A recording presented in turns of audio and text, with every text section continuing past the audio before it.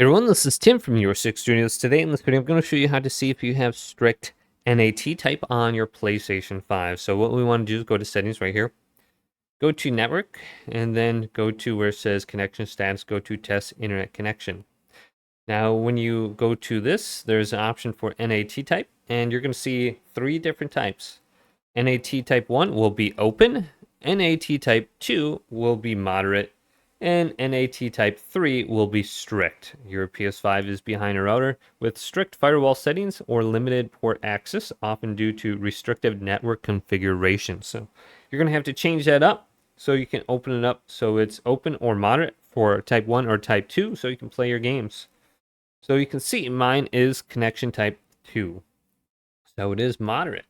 Your PS5 is connected to the internet through a router with some ports forwarded, or UPnP is enabled. So hopefully this video did indeed help you out. If it did, leave it a big thumbs up and subscribe to my channel down below for more tech videos coming up next on Your Six Studios.